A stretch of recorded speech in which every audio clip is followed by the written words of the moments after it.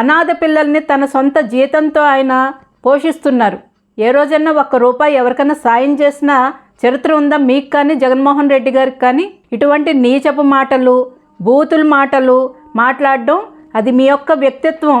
మీ party నాయకుడు మీకు నేర్పించిన సంస్కారం అది. మీ పార్టీ స్టాండర్డ్స్ అవి.